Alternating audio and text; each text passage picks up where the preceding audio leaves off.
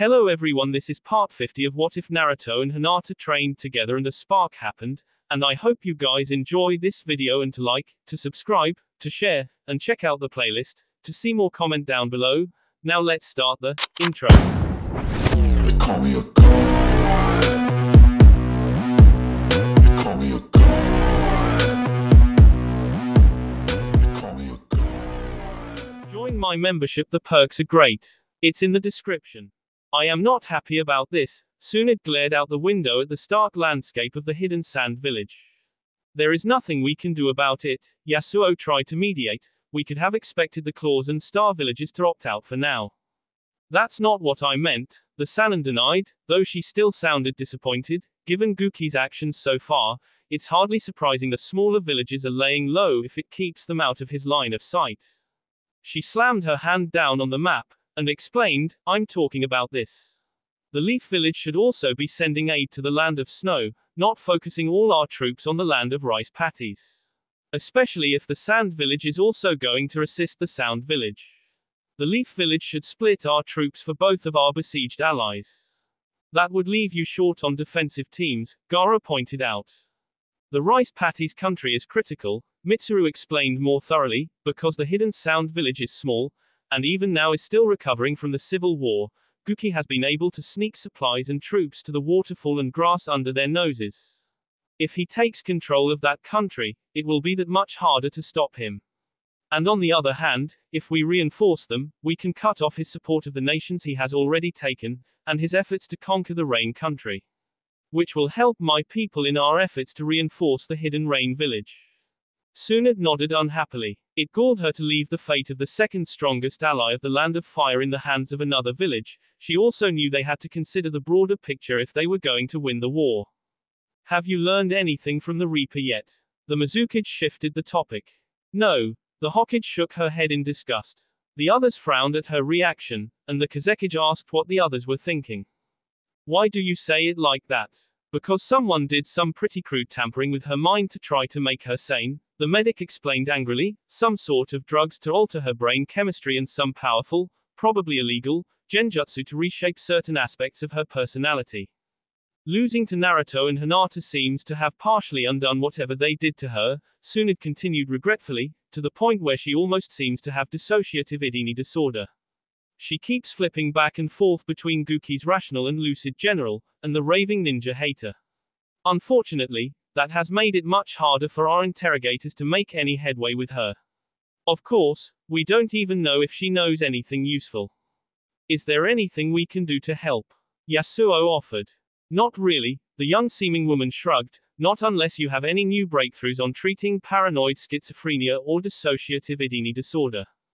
I believe the prescribed treatment for both of those conditions is a battle to the death with Naruto Uzumaki, Gaara stated with only a hint of ironic sarcasm. The other three leaders all chuckled appreciatively. Yeah, well, she's had that treatment a few times now, Sunad shrugged, and she seems to have a natural resistance. We'll just have to keep working on her with traditional methods. If there is nothing else, I believe we should adjourn to our respective homes to prepare our assault forces, Mitsuru rumbled after their brief moment of mirth faded. The others nodded and gathered their materials off the table. Conan padded silently into the shared room, hoping Nagato was already asleep. Not because she did not want to see him, but because she knew he needed the rest. But he was not in their bed. Instead he sat at the table in the center of the room, his eyes closed and his elbows were on the table, both hands propping up his chin. That position seemed to accentuate the 3 bars of black metal piercing each of his forearms, the 6 pieces of galvanized chakra each represented one of the paths of pain. As the sliver of light cut through the darkness, his eyes flashed open, their Rinnegan glowing in the shaded room. Chagrined, she quickly shut the door. I'm sorry, Nagato, she whispered, I did not intend to bother you. You could never bother me, love, he smiled tiredly at her, and extended his left hand towards her. Conan tiptoed over and sat opposite him, carefully lacing her fingers with his. Her heart ached looking at him. In the dim illumination he looked almost like a skeleton. There was no meat, no weight to him. He looked like his pale skin and the oddly accentuated sinew underneath were all that held him together. Every time she touched him, she was afraid she would break him. It had been months since they had had a proper hug, more or less. Conan. His more insistent prompting broke through her thoughts. Sorry, she smiled at him, and despite her best efforts, there was something wistful to the tilt of her lips. What were you saying? I was telling you what has occurred in the Hidden Grass and Hidden Rain villages, he said, frowning at her in concern. Is everything all right? She almost laughed at the irony of his question, but she kept her composure, and just sighed instead. I just have a lot on my mind, she offered vaguely. Sorry. I'm sure, he nodded understandingly, trying to rein in Madara, controlling the cloud ninjas in Guki-sensei's absence, testing the new Shizokus, and directing the attack on the land of snow. It is unfortunate that all of the gray Shizokus are in the field. Hopefully we can find a few more captains, so you can offload some of those responsibilities. What about you? She countered, a sliver of concern leaking out. Your animal path does just as much in the cloud village as I do, plus you have to run the grass village, and you are commanding the attacks on the rain, sound, and mines villages. You have more to worry about than I do. But I have my 6 paths, so I don't have the same level of mental strain as a normal person, he told her kindly. She sighed sadly, but she nodded. Then she half stood, leaned over the table, and kissed him tenderly. That may be, she forced herself to agree diplomatically, but even you have limits. So if you need a rest, or if there is any other way I can help you, tell me. I am your partner. I will, he said sincerely. The primary outpost of the village hidden in the sound was a valley surrounded by the treacherous mountains that rose amidst the fertile fields that give the land of rice patties its name. There were 3 ways to reach the ninja town without battling the snow-covered and wind-battered peaks, but only one was commonly used. On the western side of the mountains there was a series of caves, and 2 sets of unconnected tunnels led into the caldera. The larger of the 2 was the primary entrance into the hidden sound village, and could fit 3 people at its smallest point. But it was also a maze, filled with natural yang chakra. It suppressed all light and vision. Torches, lights, and illuminating jutsu cast a much smaller glow, and consumed their respective fuels much faster. The only safe way to navigate it was with a series of special tuning forks all sound ninjas carried. The other cavern was further north, and more difficult to find on both ends. In the past it had served as Orochimaru's private entrance. A few months after Kabuto's flight, scraps of information led the true sound warriors to the hidden tunnel. Like the primary caves, the second path was a labyrinth, but it was also far narrower, with many sections of tunnel only a person with an average or slender build could slip through. The final entrance was a pass through the eastern side of the mountains, though calling it a pass was generous at best. Most of the year it was partially blocked by snow. The snow made the already unstable cliffs more slippery, and covered many random drop-offs. Even in late August and early September, when the blanket of white finally melted, the path was only wide enough for 2 people in many places, and the treacherous terrain remained it difficult to bypass. The Shizokus invading the hidden sound used all 3 of the entrances. They had multiple Tan warriors camped out in the caves, using high-powered portable searchlights to overcome the gloom and guide their comrades. And the higher-ranked Shizokus who used the tunnels dropped off extra batteries with the guides, to keep the route through the cavern lit. And above ground, the mountain pass had been cleared and stabilized by red and blue Shizokus using repeated and reinforced earth and fire release arts. So while they could not move in en masse, Guki's forces trapped the ninja university in between 2 slowly growing attack fronts. So far the sound village had held on, but the Shizokus were appearing faster than the real ninjas could remove them. Along the southern side of the mountain, the invaders established a set of 7 camps. They held reinforcements and medical units for the invaders, and also acted as waypoints for the troops and supplies moving through the land of rice patties to the other countries Guki had attacked. As the allies of the Sound moved into the besieged nation, they targeted those camps first. Counting from the east, the Leaf Ninjas prepared to attack the 2nd and 4th camps while the Sand Shinobi targeted the 6th camp. They chose this tactic to isolate the 4 remaining temporary bases, so they could not easily consolidate their forces and mount a strong counterattack. The central Shosaku station was the mission of the smaller of the Leaf Strike forces, currently less than 1/5 the size of the other team. Though that was certain to change once the signal to attack was given. Naruto Uzumaki crouched, his legs aching to spring forward. His fingers were already crossed in front of his chest, chakra flowing into them. Next to him on the front line was Akamaru, with Kiba Inuzuka on the far side of the giant dog. And both the ninja hound and his human were similarly tense. Approximately 12 paces behind them and more widely spread apart, Hinata Hyuga, Sasam Fuma, and Shino Aburame formed the second line. And slightly further back waited Sakura Haruno and Yugao Azuki. The elder Jonan was their mission leader, and she waited for the signal. And the master medic had her bow drawn and was using a genjutsu to lengthen her field of vision. The enemy camp was held over 30 of Guki's troops, mostly green Shizokas, but with a few of the weaker tans and stronger blues were mixed in the group.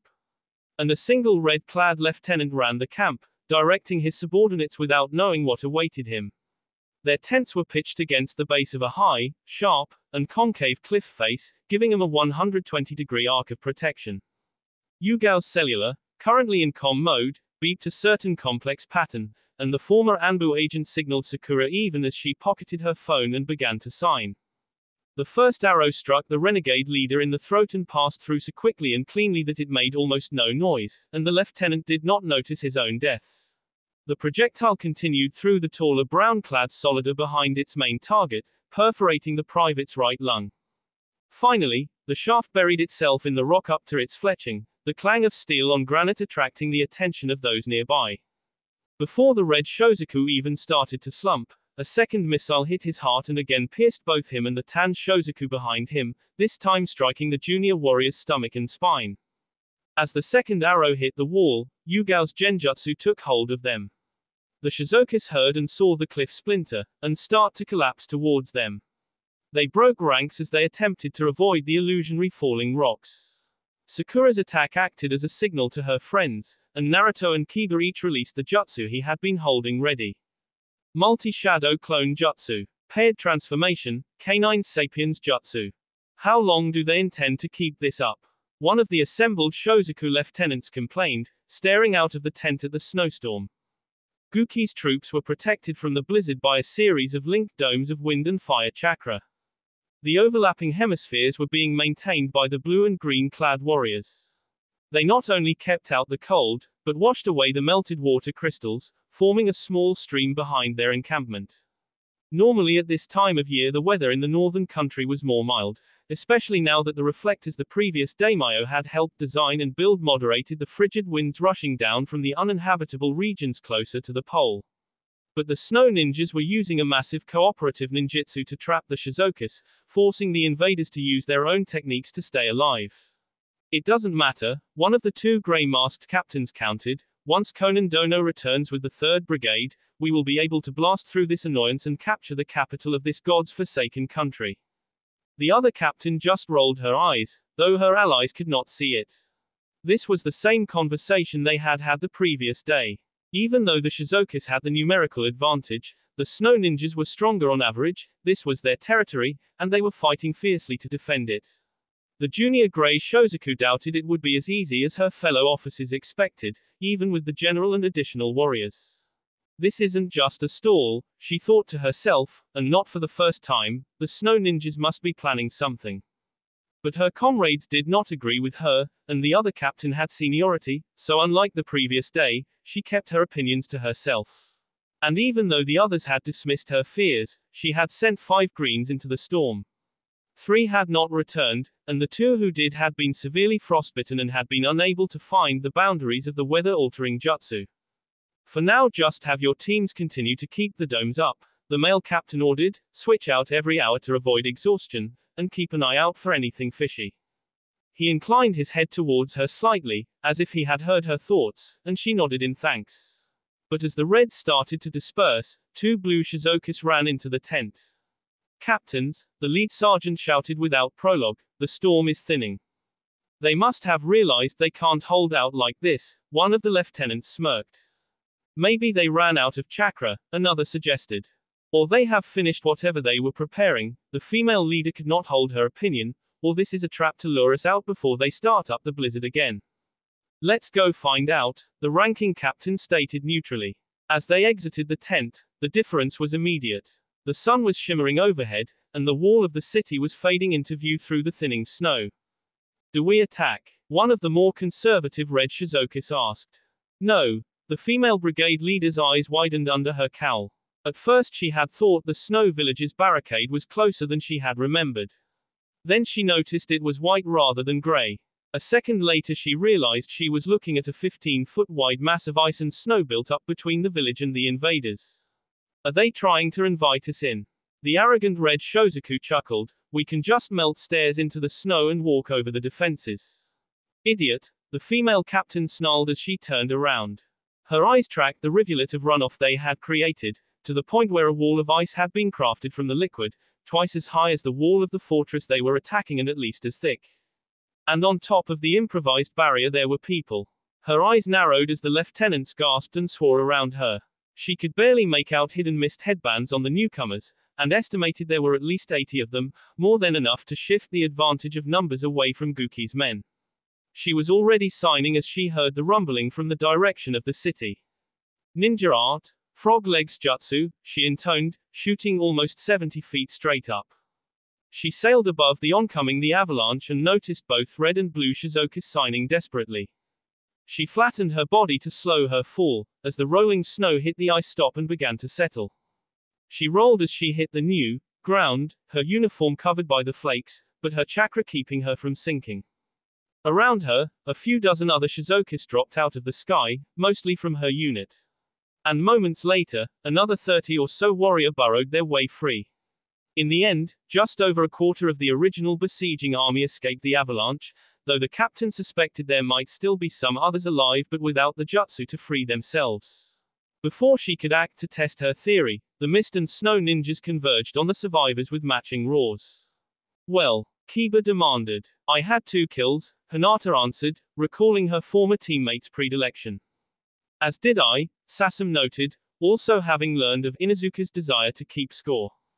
Only 1 reached me, Shino said flatly, not caring for the ritual, but also not considering it worth the hassle to deny the dog trainer. I had the first 2 kills, Sakura shrugged, but none of the others got past the second line. I took out 13 of them, Naruto tabulated from his clone's memories. Ha! Kiba barked smugly, Akamaru and I had 17. Naruto dropped his head in defeat, but as turned away, he grinned slightly. Hinata sidled up next to him, and laced her arm with his. That was kind of you to do, she whispered to him proudly. What? Uzumaki countered with false humility. I know you let Kiba win, she said softly, and that you let those other 4 slip past you so he wouldn't be upset about letting the first one get past him. Well, I didn't just do that for him, Naruto scratched him cheek in chagrin, I also didn't want you, Sasam, and Shino to feel left out. And that is part of why I love you so much, she informed him, before kissing him quickly on the cheek. I love you, too. The rest of his reply was cut off, when Yugao's portable crackled to life.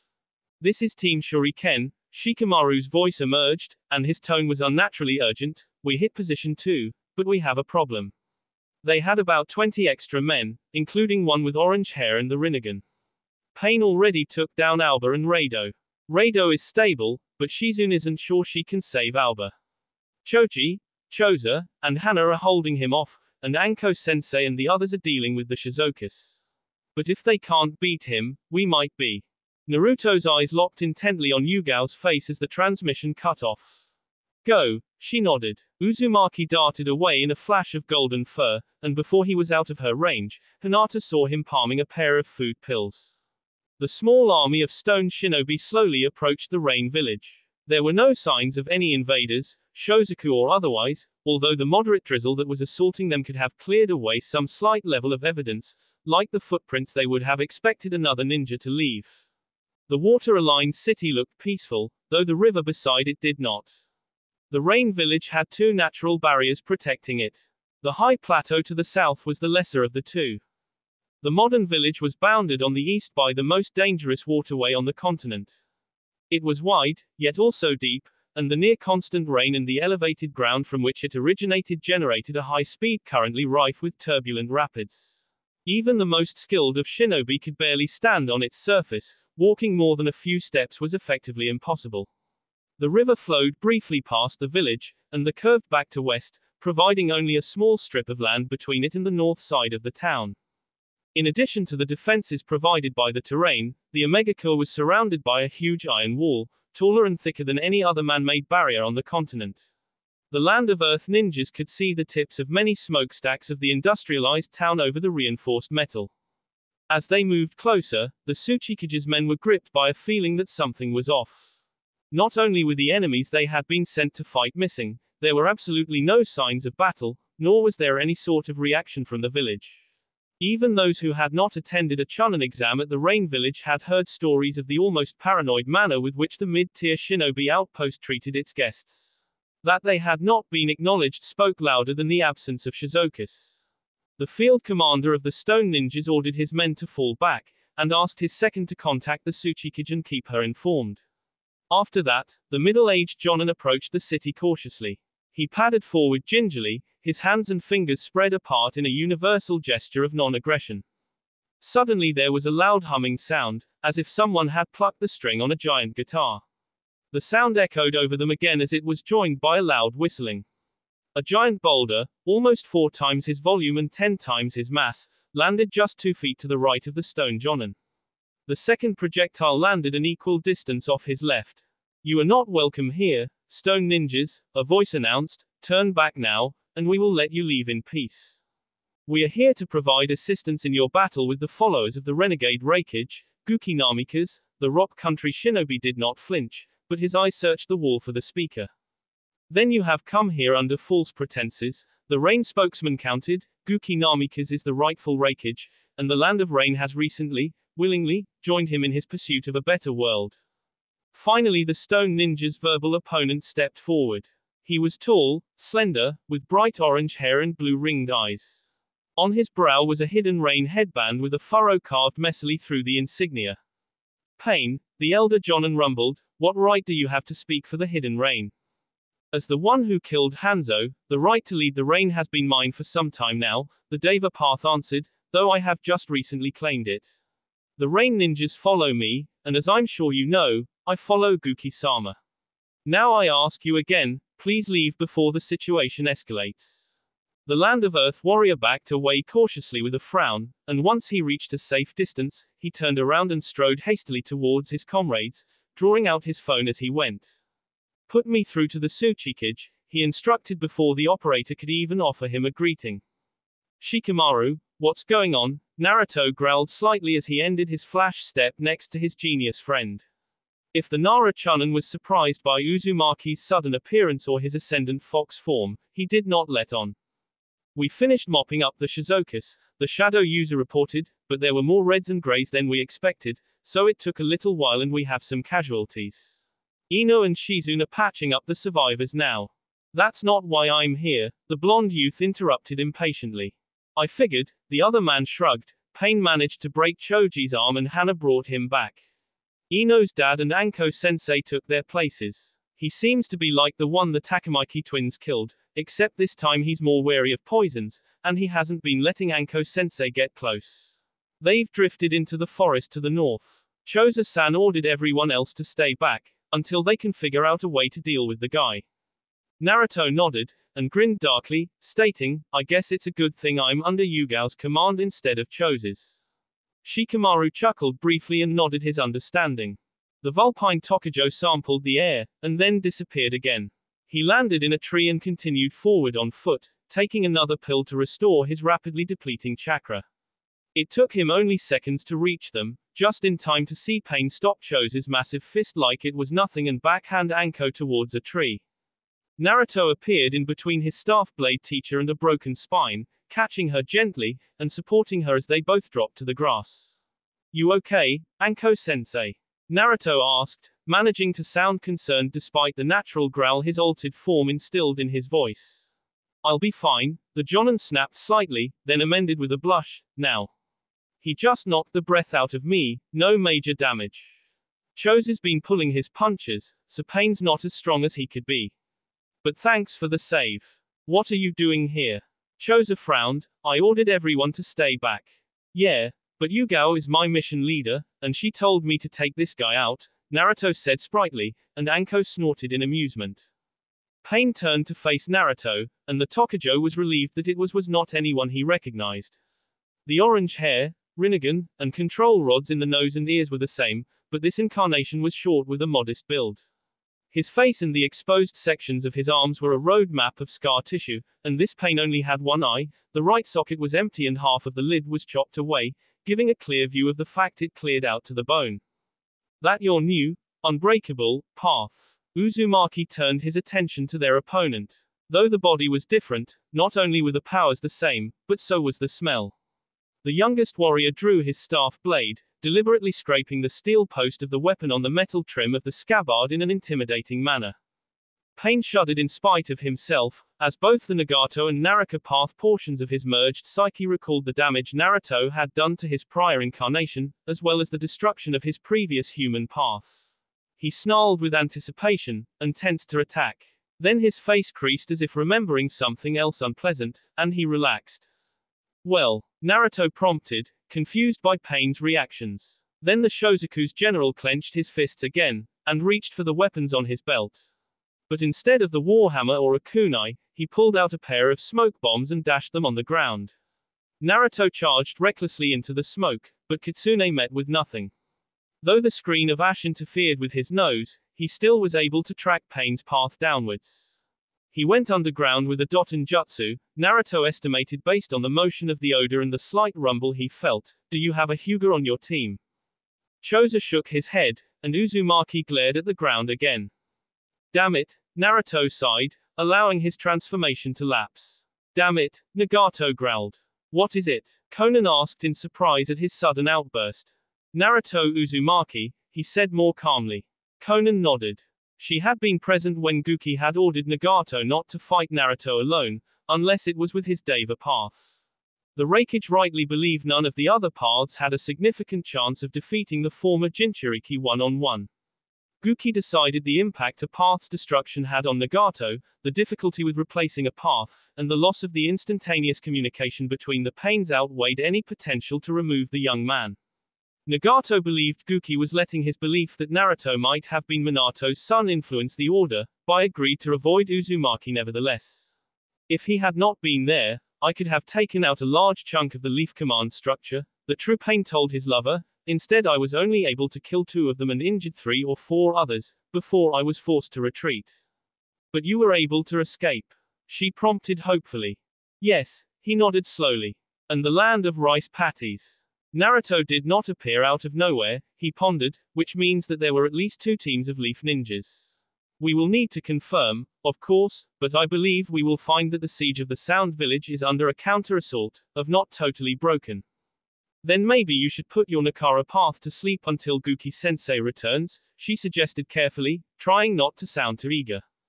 I can't, he sighed. Stone ninjas have approached the Rain Village. So I intend to take the initiative and send my Naruto path to the Land of Silver. Once we have the Mines Village, we can reinforce our other conquests and if needed, divert more troops to the Land of Snow.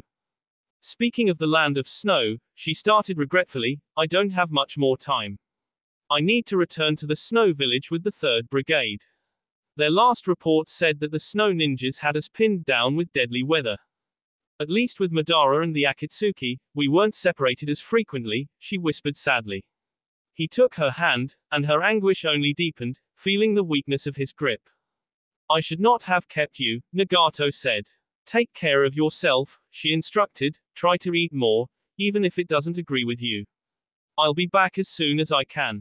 He nodded, and she ran out of the room, before she decided to delay again.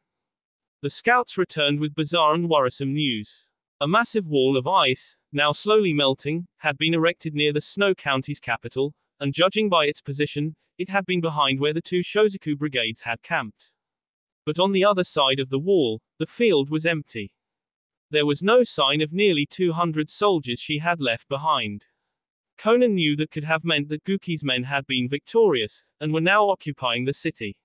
But she also had had no contact from them, which meant that unless the captains had decided to surprise her, the frigid barricade and empty field boded ill for the Origami Kunoichi and the warriors marching with her.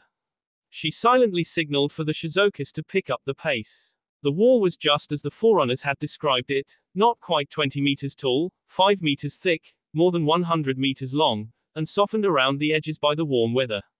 Water trickled down the barricade, forming into a small stream that flowed on the side of the cobblestone road in a trough designed specifically to channel the runoff.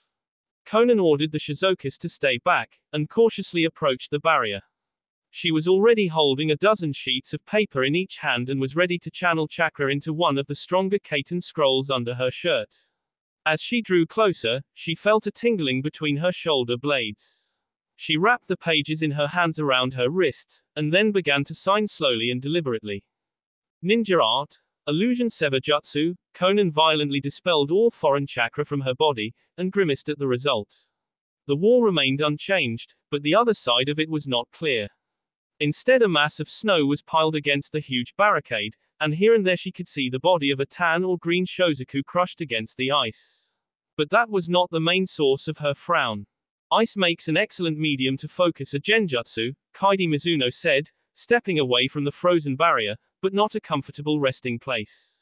The face of the hidden mist, Conan noted neutrally, does that mean your people are responsible for this? The snow ninjas did most of the work, the platinum blonde explained, channeling the storm, getting the snow ready for the avalanche. All my people did is take the meltwater your men provided, and build it into the backstop. But without the wall, Conan noted, the snow would have spread further, the impact would have been less, and more of my men would have been able to flee from the avalanche. Kaidi shrugged in false modesty, refusing to take the bait. Conan felt another impulse in her spine, but this time it was like a cold finger running up her back. This is still a trap, Guki's student realized, and she unleashed 2 paper kunai at the Miss Jonin. The origami blades hit her chest and neck, and the Mizukage's daughter collapsed, the water that had formed her clone joining the stream. Conan began looking around, calling up a handful of sensory enhancement techniques. She expected one of 2 things from their opponents. Either they had prepared to bring the wall down and send it crashing into her forces, or the snow and mist ninjas were in the process of surrounding them, using the wall to keep them contained. Her mind raced as she tried to determine which plan the allied ninjas would use. If they were going to crush her forces under the ice slab, she needed to order her men to scatter and run. But if the trap was to box in her brigade, then she should call her people to the wall, to create a defensive line and start looking for a place to break through. Seconds ticked by and she did not find evidence of either plan. The wall was sturdy enough to withstand multiple tons of snow and would take a focused effort to bring down in the manner she was anticipating. But there were no signs of paper bombs or snow shinobi preparing to launch such an attack. Nor could she see any enemy ninjas taking up position around her men. Unless they just expect us to run, and don't want to put themselves at risk, she considered. The thought of retreating was tempting. With only 1 brigade, she no longer had a numerical advantage over the hidden snow, and that was not counting however many mist ninjas were present. And the mass of ice and snow before her represented a tactical advantage for the local shinobi, who were skilled in both navigating and using the material. That was part of the reason Guki and his students had decided to wait until the end of spring to attack the northern country. They wanted the thaw to be in full effect. Conan looked back, and noticed some of the Shizukas were getting restless. She doubted they would make a move without her orders, but she also knew that if they were unfocused, it would make things easier for the other side, especially if there was a trap. The kunoichi jogged back to her unit, and signaled for the captain and lieutenants to join her. The grey and red masked warriors hurried over, obviously unsettled by her indecision and the nervousness of their underlings. We are alone here, she informed them. The snow ninjas received reinforcements from the mist, and they destroyed our comrades. It was a total rout. The captain seemed slightly incredulous. I can't say that there were no survivors, the general answered, but if there are, I doubt they're in any position or have the numbers to help us. What are we going to do? The youngest red Shozaku asked, a tremor in her voice. Conan recalled the girl had been a young but promising Cloud Chunin, before she had been converted. The paper user reflected that talent and physical ability could not prepare one for the reality of war. We will withdraw carefully to the ship, and sail out a few kilometers, Conan ordered. Once we are comparatively secure, I will contact Guki-sama and discuss what options are open to us. The high-ranked Shizukas nodded, many obviously relieved. But their commander felt just the opposite. She wondered why the snow and mist shinobi had not made a move yet. Though she had considered the possibility that they would be allowed to leave, she did not feel it was actually likely. It would be foolish of her opponents to let such a substantial force leave, when the other side held all the cards. She continued to ruminate as they proceeded slowly to the shore. The Shozaku brigade was not hindered, nor could they detect anyone watching them. Their transport was waiting for them, and despite her choice of words, the vessel was a modern iron ship with a pair of coal-powered engines instead of sails. The boat was built for speed, and was a tight fit for the 100 warriors, but they packed on without complaint. A trio of former waterfall shinobi quickly engaged the motors and steered the ship back out to sea. Conan joined them on the bridge, and once they out of the line of sight of the land of snow, she used the radio to call home. Conan, it seems too early in the day for this to be good news, Guki's voice stated amiably. Have you made landfall, or was there a delay? No, we made it to the snow capital, she answered sadly, but our other forces were wiped out. It seems the village hidden in the mist has come to the aid of the snow country in my absence. We retreated to the ship and are in open waters, waiting for new orders. Good. Guki seemed to agree, but then his voice crackled and faded. Conan. One more word emerged from the static, and then the connection was gone. Another chill went down her spine, and a moment later, an impact rocked the boat. Conan ran out onto the deck in time to see the first dozen mist ninjas peel away as the second wave moved in. Each oceanic shinobi was standing on the back of an oversized dolphin, and they were signing in concert. As they completed the concurrent jutsu, a 7-foot-tall scimitar of water flashed across the intervening space, and shook the entire ship as it sliced halfway through the vessel. The water was tinted red around the 2 cuts from the Shizokis killed by the attack. The ship was starting to list badly, and the red Shozaku who served as the ship's captain despite not holding that rank began to give orders. Seal those compartments, weld them shut if you have to, he barked. I want anyone not keeping us afloat on deck, countering those tsunami blades or taking out the mist ninjas. Conan found herself next to the grey Shozaku and red teen she had recognized earlier, as a third set of mist warriors surfed closer.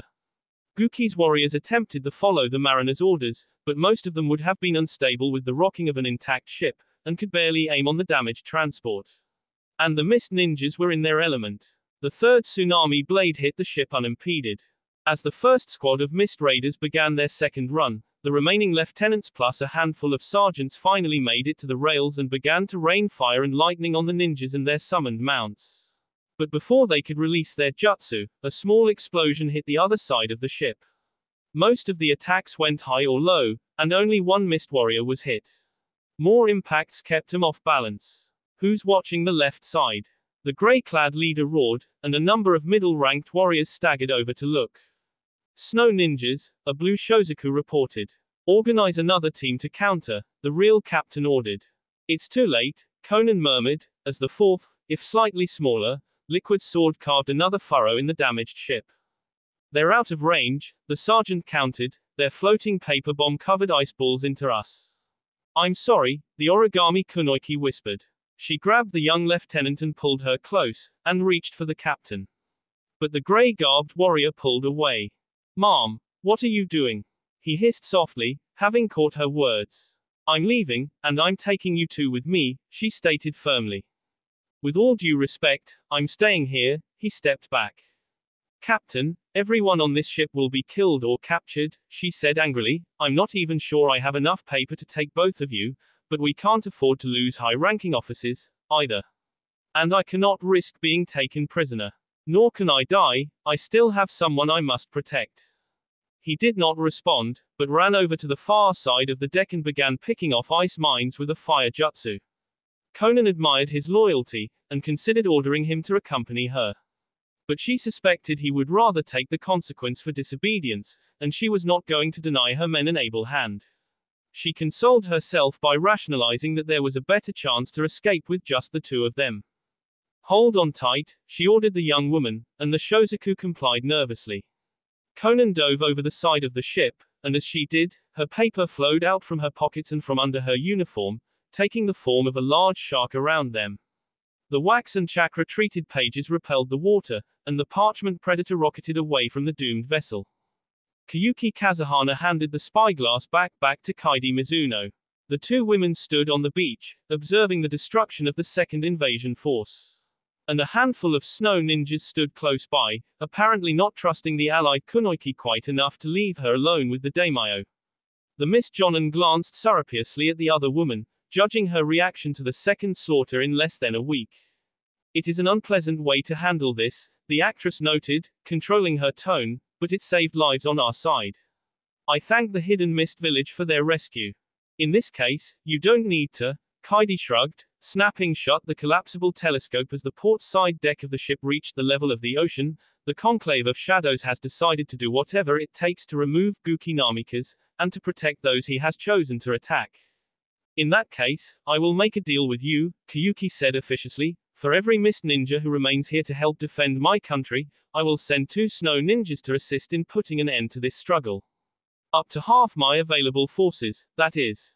The face of the mist nodded.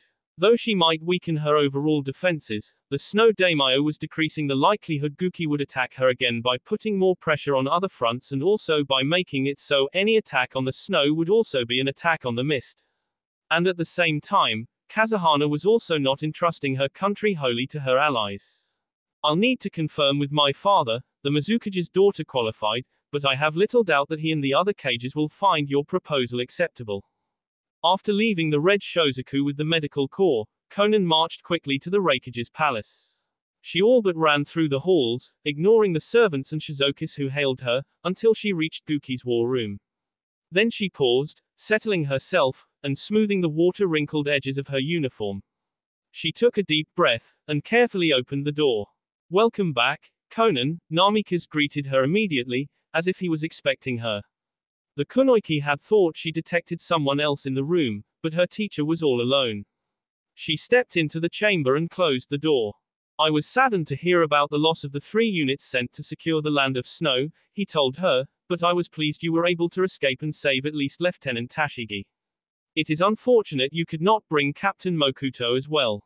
I tried, she admitted, still shocked by his ability to remember the names of every one of the supposedly anonymous Shizokis, but when I asked him to join us, he decided to die with the others instead.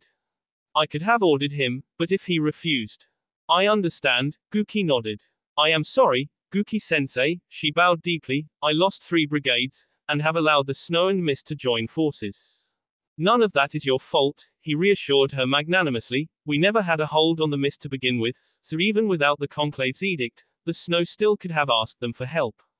Even if you had left on schedule, there is no guarantee the 3rd Brigade would not have been caught in their avalanche trap, or been able to break the snow's defenses before they launched their trap. She caught the minor barb, but straightened nevertheless. She faced him with a slight frown of confusion. You are taking this better than I expected, she admitted frankly, between this defeat, and what Nagato told me about the land of rice patties before I left. Well, the invasion of the Sound ended better than we knew before you left, he explained. We were able to inflict some losses on the Leaf and Sand invaders, and thanks to Naruto's presence forcing Pain to retreat, the captain and lieutenants there also ordered a withdrawal, and almost 2/3 of expeditionary force survived. But more importantly we have had 2 other major successes, the Raikage said contentedly. The rain surrendered sooner than we expected, and we were able to take control of the village before the stone ninjas arrived. The unexpected need to deal with the rain's defenses caused them to delay, giving us a chance to secure our hold and improve our position. That further encouraged them to hold off their attack. The stone shinobi are preparing their assault, but we will be ready for them. In addition, the land of silver collapsed with almost no resistance. We caved in one of their mines, and the 2 dukes convinced the king to surrender without resistance. They were not ready to fight us, an opponent who was not after their mineral resources. Her eyes flicked over to the map on the table. The dispersal of their forces had changed, and those victories and the additional conversions had almost made up for the lost Shizokis in the land of snow. With these 4 battlefronts concluded, there is something I would like to ask you, Guki-sensei. Konan switched topics carefully. Nagato, right, Guki said, with a hint of sadness and exasperation. With things the way they are now, surely you can spare a few of the paths of pain for a day or 2, she pleaded desperately. We have been over this before, Konan, he said kindly, I rely on pain. His instantaneous and untraceable communications are a tactical advantage. If 2 or 3 of my generals were to disappear for days at a time, it would have a negative impact on morale. And pain is what is keeping Madara in line. The first Uchiha has been growing restless and confident again, and without the paths of pain, I think he might actually be foolhardy enough to attack me.